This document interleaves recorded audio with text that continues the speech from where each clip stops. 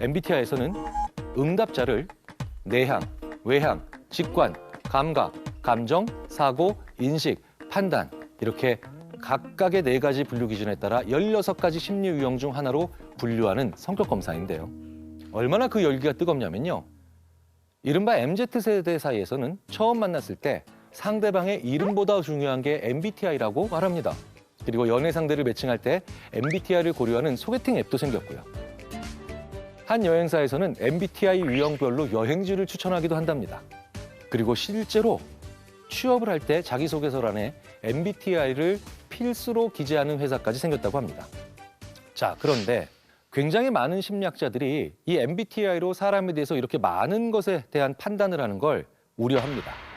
사실 MBTI는 우리 인류가 수십 년 동안 가장 오남용하고 있는 검사라고 봐도 무방합니다. 이런 분들 많으실 거예요. 어머나, 예전에 ENTP였는데 지금 ISTJ예요. 어머나, 사람 확 바뀌었나 봐. 이런 얘기를 하거든요. MBTI가 왜 자꾸 바뀔까요? 제가 얼마 전에 어떤 기업에서 입사한 지 3개월 정도밖에 되지 않은 신입사원들을 대상으로 MBTI를 한번 해보라고 말씀드린 적이 있습니다. 그 담당자분이 저한테 오시면서 교수님, 우리 회사의 모든 신입사원들은 거의 대부분 내향적인 것 같아요. I로 나왔다는 거죠. 왜 그럴까요? 남의 말을 주로 경청한다에 예스하기 때문입니다. 신입사원이 남의 말을 안 들으면 안 되죠. 자, 그런데 그분이 더 재밌는 얘기를 하십니다. 우리 회사의 전무님들은 다 E예요. 외향적입니다. 당연하겠죠. 전무님 정도 된 분이 주도적으로 얘기해야 되죠. 그러니까 그런 비슷한 유의 질문에 예스를 합니다. MBTI가 왜 자꾸 바뀌냐고요? 지난 3, 4년 동안의 나의 사회적 얼굴을 보여주기 때문이에요. 지난 3, 4년 동안 어떤 사회적 위치에 있느냐에 철저히 영향을 받는다는 거죠. 바로 그 정도에서 이해하시면 됩니다. 게다가 저자가 이건 오락실 게임용으로 만들었다라는 표현을 왜 할까요? 사실 MBTI는 그와 비슷한 목적으로 만들어졌기 때문이죠.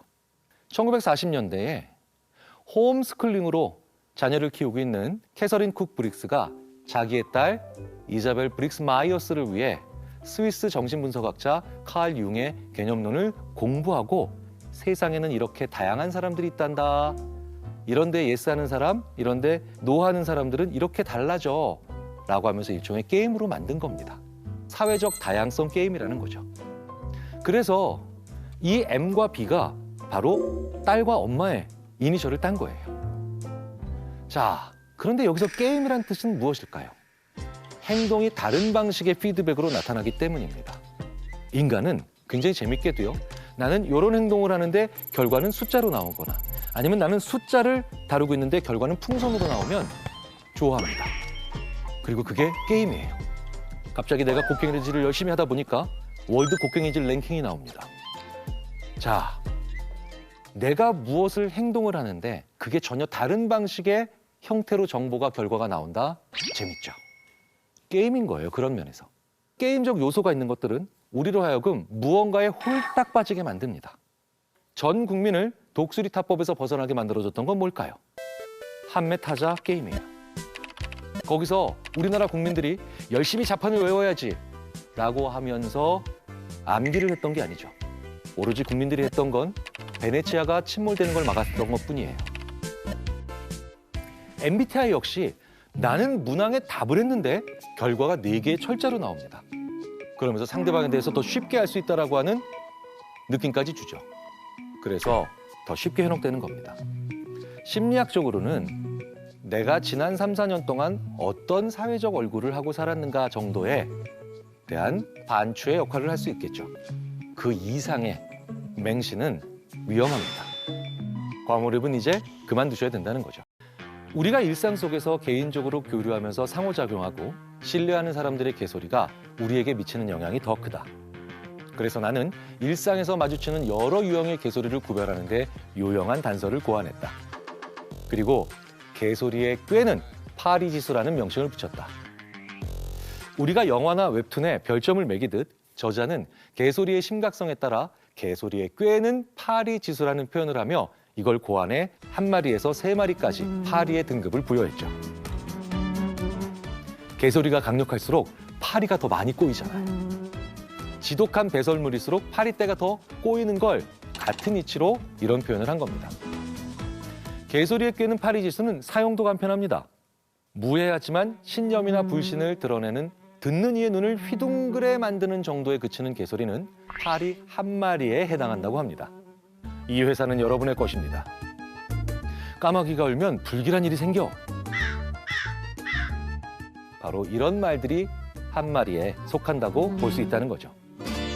듣는 사람 입장에서는 뭐 어리둥절하고 좀 불편할 수도 있겠지만 비교적 해롭지는 않습니다. 그런데 바람직하지 않은 행동으로 이어질 수 있는 개소리는 파리 2마리에 해당합니다. 가장 대표적인 예로는 내가 하면 로맨스, 남이 하면 불륜을 예로 들 수 있겠네요. 하지만 파리 3마리에 해당하는 개소리는 타인의 삶에 부정적인 영향을 미쳐서 잘못된 믿음과 파괴적인 결정을 불러올 수 있는 그런 말들입니다. 바로 이 인물이 떠오르더라고요. 일본 히데의 무능 장군의 대표적 인물 무타쿠치 레냐입니다. 널리 알려진 인물이 아니라 생소하실 텐데요. 그런데 이 무타쿠치 레냐는 2차 세계대전 중에 일본의 패망을 앞당긴 무능 오브 무능의 대명사로 불리죠. 자, 그러면 얼마나 무능했냐? 보급이란 원래 적에게서 취하는 법이다. 포탄은 자동차 대신 소나 말에 싣고 가다가 포탄을 다 쓰면 필요 없어진 소나 말을 먹으면 된다. 그중 그가 한 가장 유명한 희대의 명언, 즉 망언은 전쟁 중 식량 부족으로 고통받는 부하들에게 했던 말입니다. 일본인은 원래 초식 동물이다. 이 말의 의도를 들으면요, 아주 기가 막히는데요. 주변에 푸른 산이 많지 않냐? 일본인은 원래 초식 동물이기 때문에 길가에 널린 풀을 뜯어 먹으며 진격하면 된다. 말 그대로 개소리 오브 개소리를 남겼죠. 이게 왜 파리 3마리에 해당하는 개소리가 됐냐면요. 부대의 절반 가까운 인원이 독초를 먹고 죽거나 굶주림으로 사망하는 끔찍한 결과를 낳았기 때문입니다. 이처럼 파리 3마리에 해당하는 개소리를 만나면 여러분은 무조건 눈과 귀를 닫아버리셔야 되겠죠. 현혹되면 큰일 납니다. 타인과 대화할 때 개소리를 탐지할 수 있는 열쇠는 무엇을 어떻게 생각해 본 적 있나요? 같은 일반적인 질문 구조를 고수하는 것이다. 무슨 뜻이죠? 혹은 정확히 무슨 말씀을 하시는 거죠? 라고 물으면 개소리를 하는 사람에게 그렇게 주장하는 근거를 밝히고 타당하지 않은 부분들을 해명할 기회를 제공하는 셈이 된다. 저자는 개소리를 탐지하는 방법 중 하나로 왜 대신 어떻게 이걸 물어보라고 말합니다. 왜라고 물어보게 되면 개소리꾼들은 이론적이거나 철학적인 논거를 제시하면서 증거를 누락시키는 경향을 보이기 때문이죠. 따라서 어떻게 그런 결론에 도달했는지 묻는 편이 항상 더 바람직하다고 저자는 주장합니다. 어떻게 그렇게 믿게 되었는지, 어떻게 그런 주장을 하게 되었는지 이런 질문에 대답하기 위해 개소리꾼들은 자신의 주장을 뒷받침할 증거를 끌어모으려는 동기를 갖습니다. 하지만 근거를 명확히 밝혀달라고 요청했을 때 대답으로 훨씬 더 심한 개소리를 듣더라도 놀라지 마십시오. 사람들이 품는 신념의 토대는 대개 인신론적 근거나 경험적 근거보다는 도덕이나 동기부여 같은 이유이기 때문이죠. 그래서 저자는 다음과 같이 질문하라 말합니다. 나는 매우 흥미롭게 생각하고 있어요. 다만 당신의 생각을 명쾌하게 이해하고 싶습니다.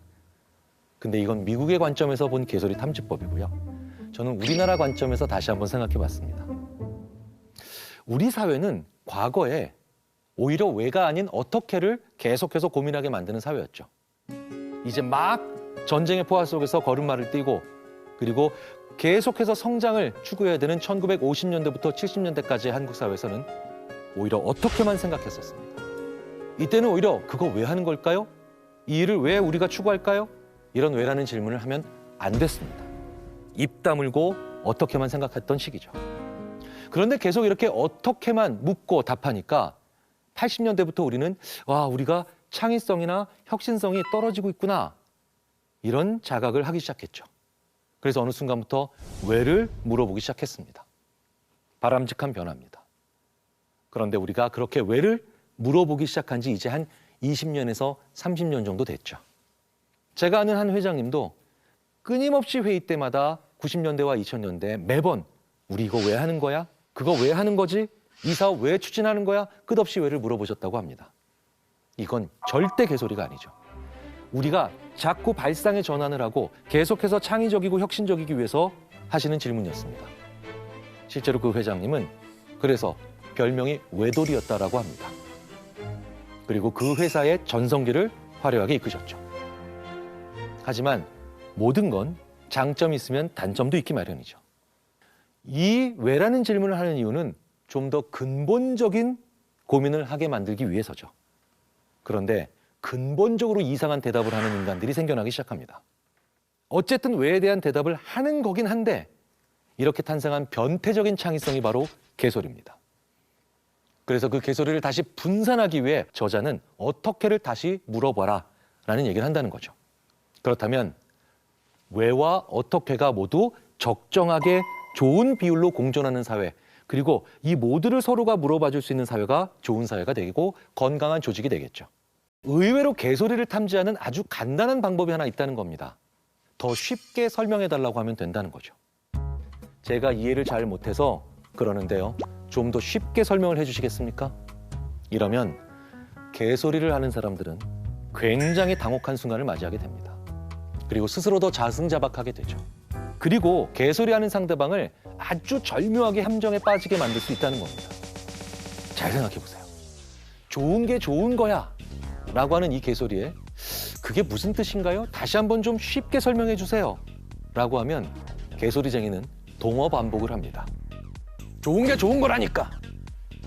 보통 근거가 없는 말이나 말도 안 되는 이야기들은 그 말을 좀 더 쉽게 풀어달라고 할 때 똑같은 말이 반복됩니다.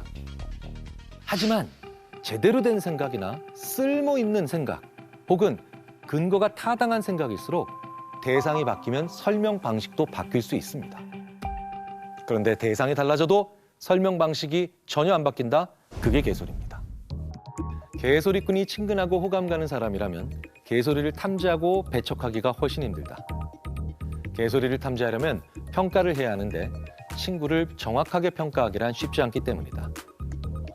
친구에게 개소리를 들으면 이해가 충돌하기는 하지만 그래도 개소리는 개소리다. 이 사람의 말이 개소리인지 아닌지 검증하는 건 쉽지 않습니다. 그런데 그 개소리하는 사람이 나와 친분이 있는 사람이다?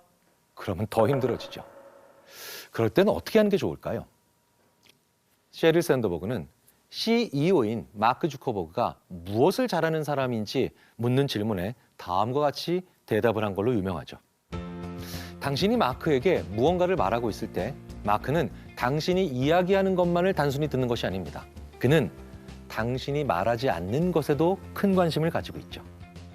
우리는 보통 누군가 와서 열심히 어떤 사업을 하자고 얘기할 때 그 사람이 얘기한 게 어떤 내용인지 계속 그 내용의 진위를 판단하려고 하고 그리고 그 내용을 평가하려고 하죠.